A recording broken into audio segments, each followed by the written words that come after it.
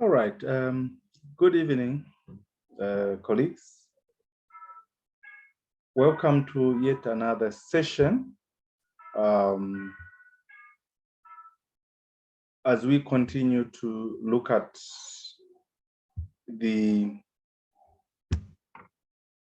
three branches of philosophy, we started with metaphysics. From metaphysics, we looked at the various elements that pertain to metaphysics. And then we went to epistemology, where we saw a number of issues that arose in terms of how human beings actually acquire knowledge. And so we ended with the relationship between epistemology and why epistemology is an important aspect in the area of education. We saw that basically as human beings, we are born to know things. And so there are various sources of knowledge that are displayed in the area of academics, in which case every individual, every human being has an ability to be able to acquire a knowledge from a certain part of, a certain part of this philosophical endeavor. So we wind up now with the third and last branch of philosophy, known as epistemology. Now, while the study of reality, the nature of reality, as regards to what we discuss in metaphysics, while it is very, very important, remember, reality is in terms of the metaphysical aspect that human beings always question about. We said they raise questions that are epistemological in nature.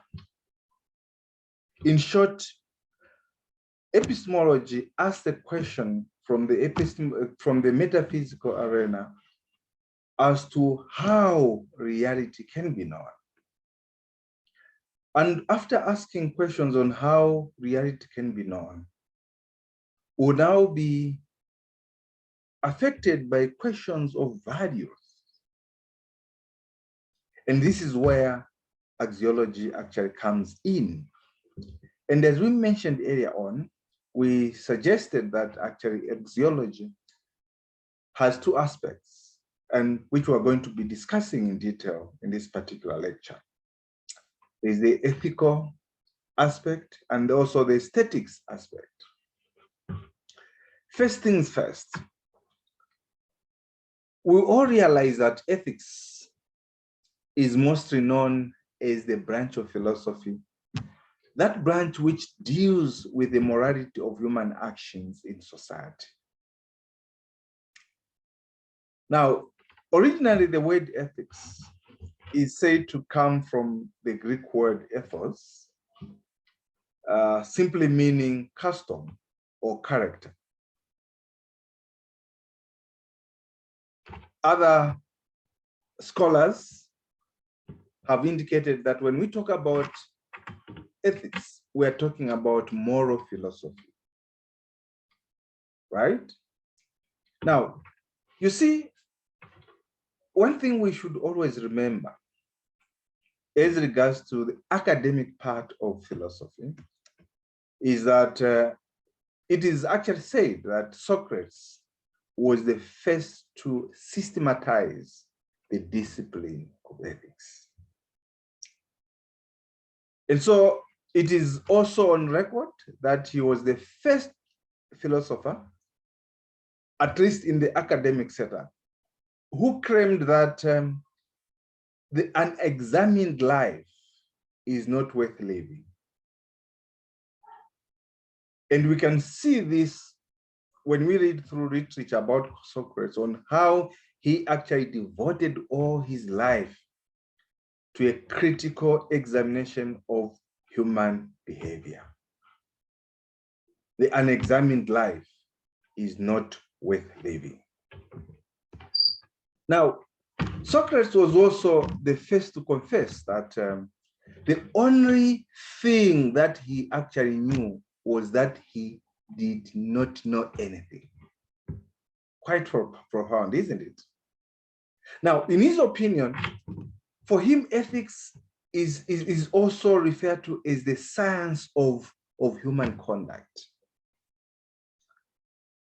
And he went further to suggest that the subject matter of ethics must be entirely about human conduct, and also those actions which we as human beings perform, be it conscious, sometimes willfully, and otherwise. So basically, the major business of ethics is simply to try and compare what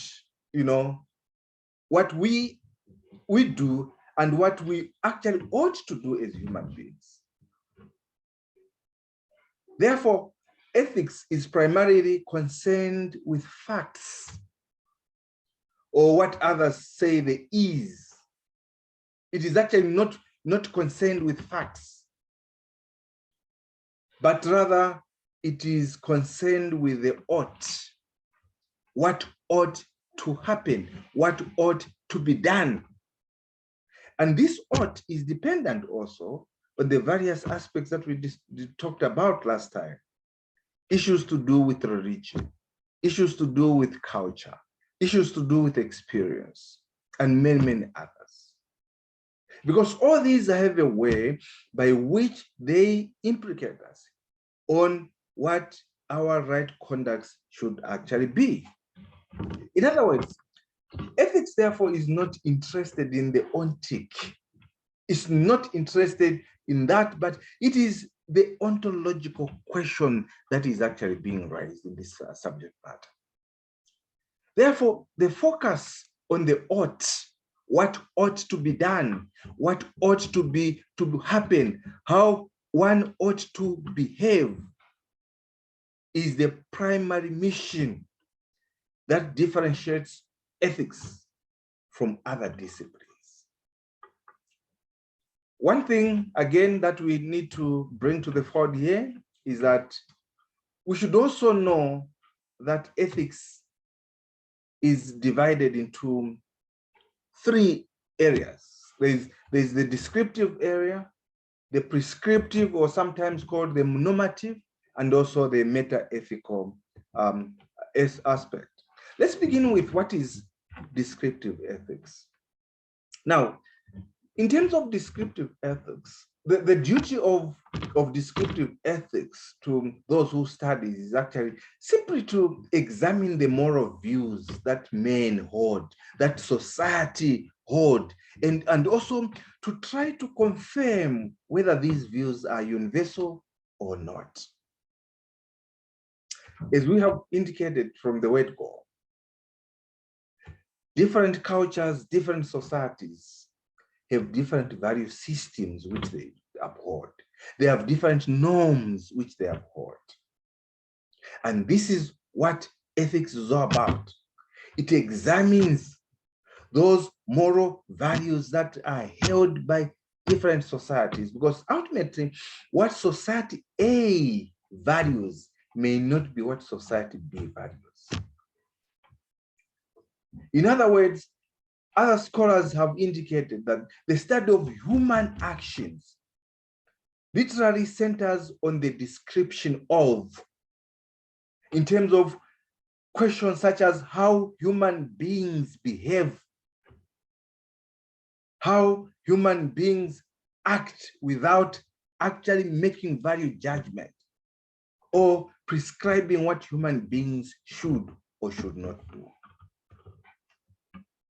So basically, that's about descriptive ethics. For normative and sometimes what they call prescriptive ethics, the main duty of normative ethics is simply to prescribe what ought to be done for human beings. What is it that ought to be done? Even in our families, we have values. Those values which when we go out, we want to implement, because this is what we have put ourselves as the norms of the family. In which case, in that family where you go, your family values may not actually apply. In other words, normative or prescriptive ethics tries to prescribe the criteria for human actions, those actions that are properly to be judged as morally good or bad. Flash back to the days when you were at high school. Maybe you were in grade 11A and another friend was in grade 11B. Sometimes the classroom rules differ from one to another. We prescribed rules for each particular class on what ought to be done, which things may not have applied to the other classes. And this is where prescriptive or normative ethics comes in. What about meta-ethics? Meta-ethics is simply the part of ethics that deals with the logic and language of ethical concepts and terms. In other words, when we talk about meta-ethics, we are mostly concerned with the elucidation or the description of the precise meaning of terms that we use on a day-to-day scenario, such terms as good.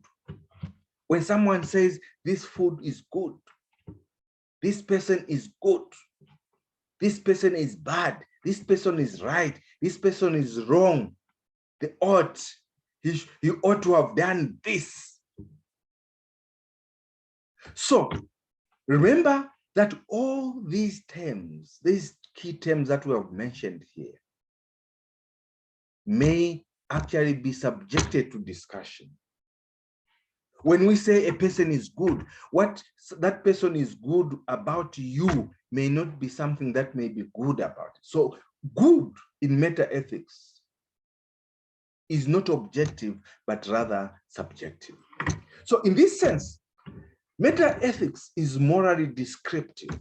For instance, when we make claims that God is good, to a person who is suffering, a Christian who is suffering, this may not actually apply in some instances, right? To say that God is good, yes, he's good. Now, in this particular sentence, the term good simply describes how God is. And so, as a normative discipline, therefore, ethics deals with questions such as how do men ought to behave? Questions such as what is morality? What is the nature of moral responsibility? All these are questions that are asked under, in terms of the metaphysical aspect. What is the definition of God? What is the chief goal for which all men should strive? Should they strive towards accumulation of wealth? Are you seated in this classroom because you are looking forward to be wealthy? Or is it pleasure or happiness? Questions such as, has man any final end? Is there any real difference between morally right and morally wrong actions? Or is it merely a matter of feelings? What is the role of punishment? Are moral judgments on what we ought to do, are they objective or are they subjective or are they arbitrary? All these are questions that meta ethics actually tries to ask.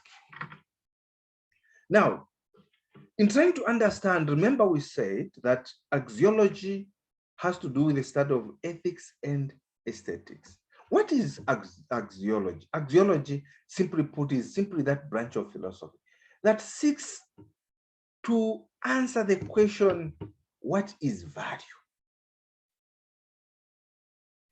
And in man's history, his interest in values stems from the fact that we as human beings, you and I, are a valuing being. We are value-laden individuals. We all desire some things more than others. Remember, we have preferences. The type of a woman that you want to go out with to marry at the end of it, or may not be the type of woman another friend wants. Remember, we are rational individuals. We have social lives that we need to live in, lives that are actually based upon a system of values, right? Now, remember that these value systems are not universally agreed upon. Your values may not be my values. As I mentioned, remember, epistemology determines different systems of values because axiological systems are built upon conceptions of reality and also conceptions of truth, metaphysical and the epistemological aspect. And so the question of values, therefore, it deals with notions of what a person or society conceives as being good or something that is preferable to them. And as rational individuals, we have a social life to live, which is based upon all these systems of values. Right? And so you'll notice that the question of values deals with notions of what a person or a society conceives to be. So now, with that now comes a problem. A problem arises when two different conceptions of good or value are held by the same society or by the same person. And a good example is that within the Christian society, the Christian community, we have Adventists, we have Catholics.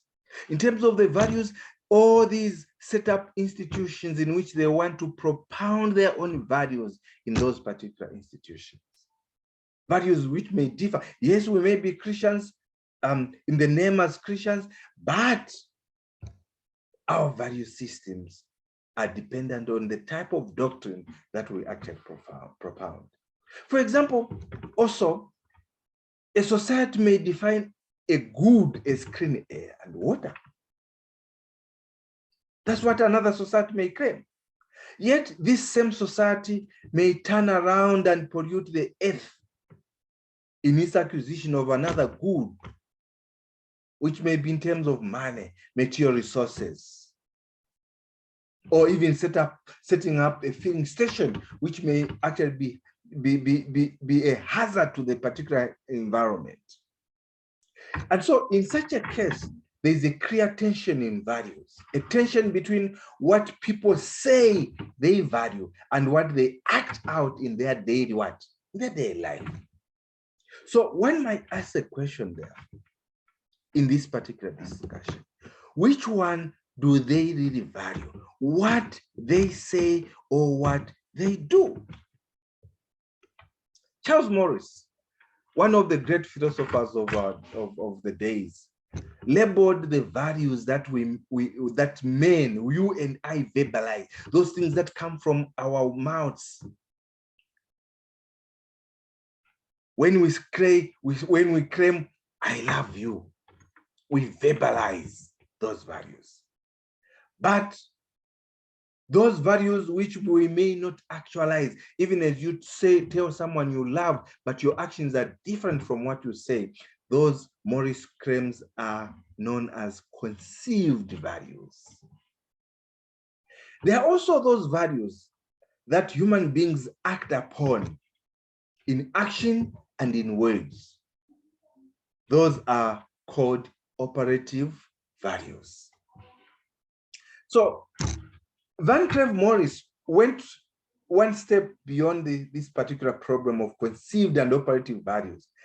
And he claimed that this whole problem is actually of mere tactical importance when compared to the strategic seriousness of discovering what we ought to prefer as human beings. In other words, his claim is that the most crucial value issue for educators, for professionals, is simply to determine what men ought to prefer rather than defining and clarifying those preferences that they act out or verbalize. Okay? Now, That being the case, axiology, like metaphysics and epistemology, therefore stands at the very foundation of all our education endeavors. And hence, the major aspect of education is therefore the development of these preferences. And you are all seated here with your various subjects, your various areas of studies. We have nurses here, we have those doing environmental health, kept in one class. Reason being preferences. One student prefer to do teaching at the expense of nursing and vice versa. So remember, with that scenario then, it would be safe to indicate that the classroom is actually an axiological theater in which the teacher, the lecturer cannot hide his moral self. In the area of axiology, teachers constantly instruct by their actions to groups of individuals. Young people who assimilate and imitate their teachers' value structures to a significant extent. So, even as you are seated here, there are acts that I may actually be doing. There's a way I portray myself, the attitude that I hold. Some of you may actually pick it up to be part and parcel of what their lives would be tomorrow. As indicated, axiology has two main branches: ethics and and aesthetics, right? And so you see, there's been progress that has been made in terms of what these preferences are incorporated. You know, Kant once said that we are learning today to our sorrow. That this advance, especially as it's talking about creativity, innovation, and technology, he has problems with this, that he suggests that we are learning today to our sorrow, that these advancements of all the things that we see now were not accompanied by equally profound reconstruction in the realms of our understanding and the value of customs and institutions, of attitudes and loyalties. All this can bring trouble and disaster. And you have seen it with the wars in Iraq, with the wars in Iran, in Syria, and now recently in the war in Ukraine by the Russians. Yes, there's advancement in technology, but people fear, with the knowledge that people have acquired, they realize man can even be more destructive with the knowledge that they actually hold, by making of nuclear weapons and threaten the whole world with danger. A decade later, writing on the same topic, Werner quoted von Bahn as saying that the authority on rockets is warning. He says, if the world's ethical standards fail to rise with the advance of our technological revolution, what is going to happen? We shall all perish.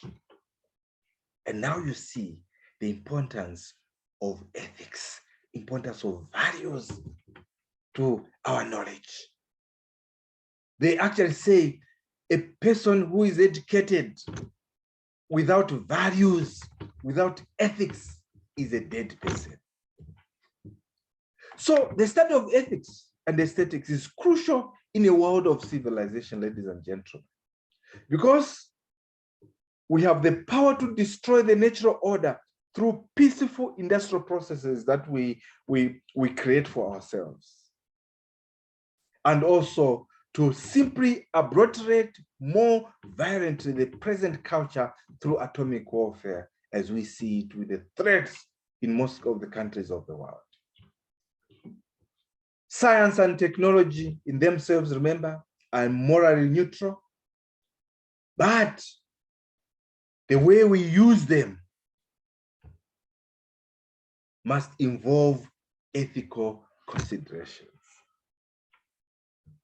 Don't you care to remind yourself why teachers have a course in teaching ethics? Those in business have a course in business ethics. Those in nursing has a course in nursing ethics, environmental ethics. These are the issues.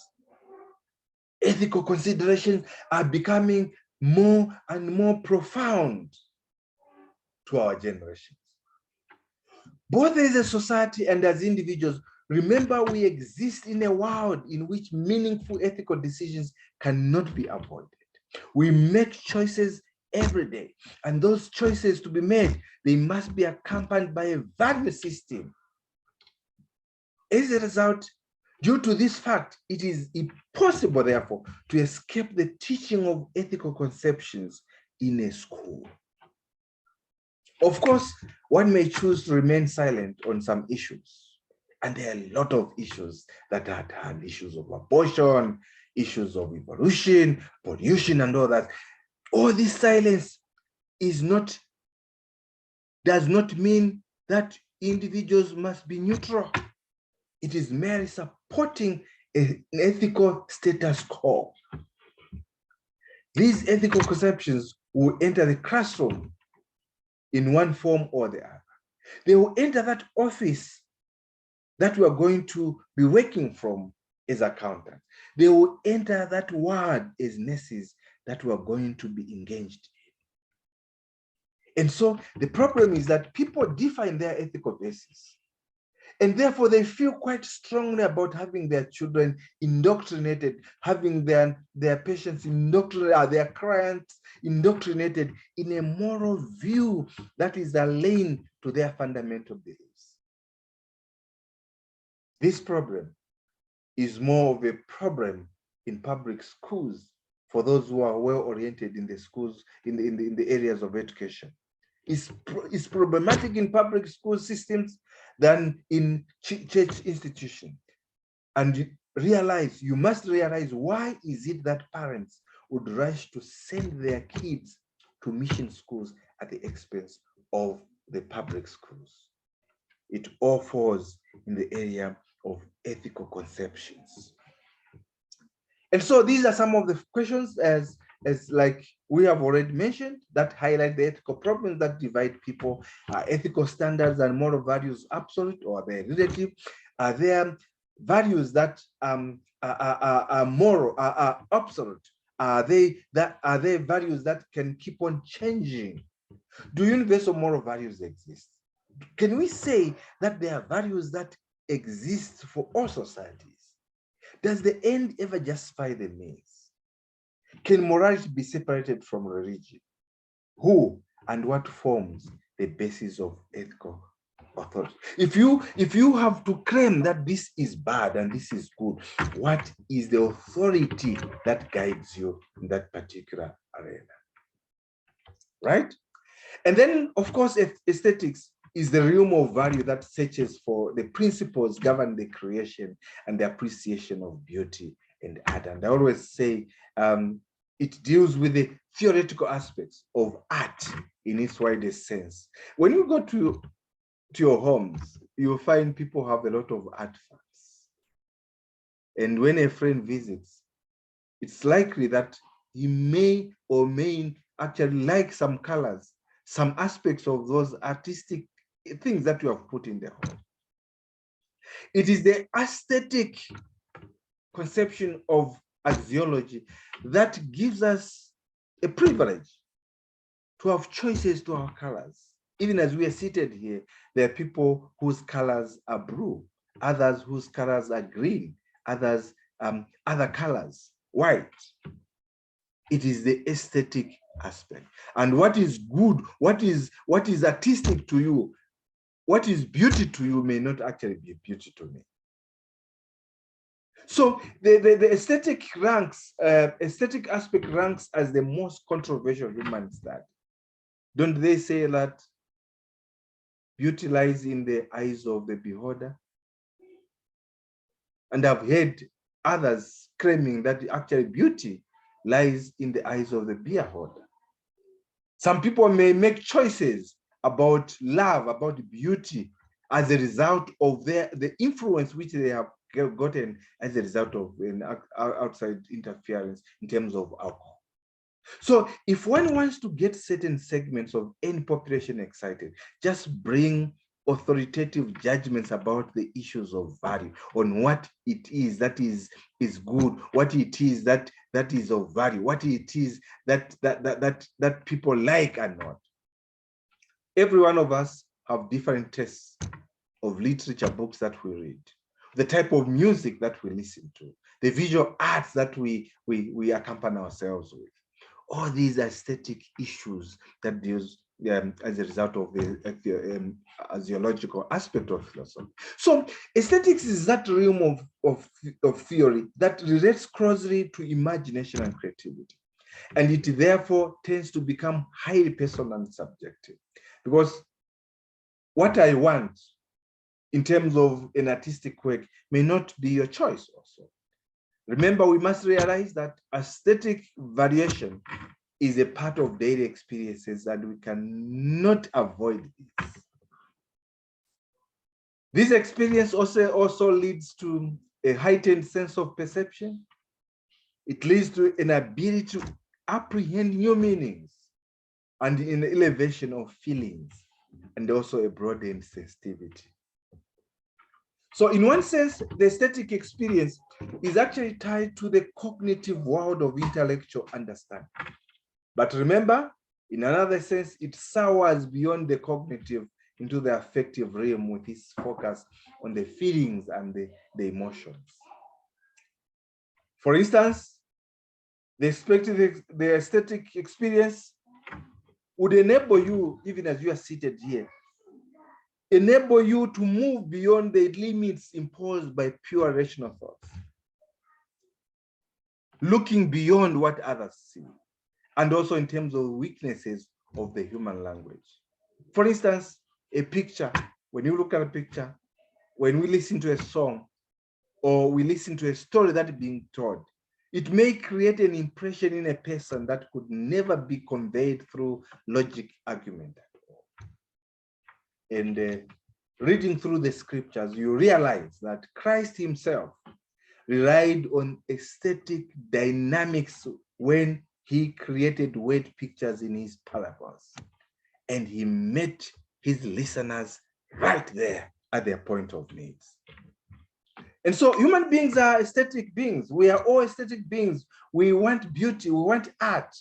And it is just as impossible to avoid teaching aesthetics in our schools, homes, in our media, in church, as it is to avoid inculcating ethical values. For teachers, if you do not consciously face up to your aesthetic responsibilities, to teach about art, to teach about aesthetic impressions, you will make aesthetic impressions upon your students unconsciously and uncritically. And so we have areas of aesthetic importance in the school systems that are usually thought of in terms of art, music, and literature classes. Could it be the reason why Rusangu University for a long time was offering as a general requirement a course on art? All these aspects of the formal education experience are certainly important, very, very important in developing creativity and our appreciation of our emotions, our feelings, and also our aesthetic experiences that are broader than those formal experiences that we have ever known. And so some philosophers, some educators also believe that the school itself and other educational agencies like the church, the media, and others also has a responsibility to help its citizens to see the aesthetic dimension in the educational environment, including in what it does in the areas of architecture, how the school grounds look, personal neatness, and also the neatly written papers as we write in the classroom. Remember, aesthetics permeates the educational atmosphere and the questions of what is beautiful and what should I like All these form one or more part of the philosophic platform that underlie education. And there are several issues that lay the basis for differences in terms of what our aesthetic theories and choices could be. So as we attempt to evaluate these issues, you as persons, you should keep in mind that any aesthetic belief is directly related to other aspects of your philosophy, especially as it pertains to your philosophy of life. For example, if subjectively and randomness are accepted in epistemology and metaphysics, this will be reflected in both aesthetics and ethics. We'll be right then to say aesthetic values are a reflection of our total philosophy, including our philosophy of life and also philosophy as an academic endeavor. So these are the following issues that form the basis for divergent in terms of aesthetic position. Questions such as, should art be imitative, or it should be representative, or should it be the product of the private creative imagination? Sometimes when someone is coming up with an artistic work, you may not know what the end product of that particular artistic work would actually look like. Should the subject matter of artistic forms deal with the good in life only, or should it also include the ugly and otherwise? What is good art? By what standard, if any, can art be labeled beautiful and also ugly? Should art have a social function? Should it have a message? Should its meaning remain relevant, forever private to the creator? Should there be art for art's sake, or must it have a practical significance? Issues such as, does beauty inhere in the heart, in the art object itself, or is it beauty supplied by the eye of the beholder? Having looked at those axiology in terms of ethics and meta and aesthetics, how then is axiology associated with education? Take note that the study of axiology has always been important. However, it has a special relevance for educators who live in the last quarter of the 21st century. The last century, if we read literature, has seen an unprecedented upheaval in various structures. And today we live at a time when mankind's axiological position might best be described by the words deterioration and flux. Now you cannot even punish a kid in a class because it is viewed as unbecoming. Without such a emphasis of axiological concern, others are postulated that education will prove to be an agent of distraction rather than constructive resource. Because we fear to say things as they are, because we fear that people may revolt against us. As noted, concepts of reality, metaphysics, concepts of truth, which is epistemology, and concepts of values, which is axiology. All these are the stuff of philosophy. Philosophy, therefore, is this basic constituent in the foundation of educational practice. For example, a distinct metaphysical and epistemological viewpoint will point to a value orientation. As nurses, as teachers, as we send you out there for work, we want you to live a particular life. It is this value orientation in conjunction with this corresponding view of reality and truth which will determine the goals that will be deliberately aimed at an educational process, as it were. The goals that we set for our education institution all suggest preferred methods and curriculum emphasis. And this does not imply, therefore, that different philosophical beliefs will always lead to different practices. Since people may arrive at the same destination from different starting points, and that's why a first degree is the same from one university to the other. What differs is what value systems do they propound in those particular institutions. We know, like as Rusangu, as a Seventh-day Adventist institution, that all our value systems must be in accordance to what the scriptures say. So the point to note, therefore, is that it is important for professionals like you to choose, select, and develop practices that are in harmony with our beliefs. It is also important to recognize that philosophy is not the sole determinant of specific educational practices. There are many, many other determinants that may actually be mentioned. For instance, main factors including political forces. Politicians decide what needs to be taught, economic conditions, the needs of the labor market, the social conception of a particular population. All these have an impact upon educational practices. Therefore, philosophy might be seen as providing the basic foundations for preferred educational practices for any group in society. And given these boundaries, these adjustments are made for particular situations in every world, right?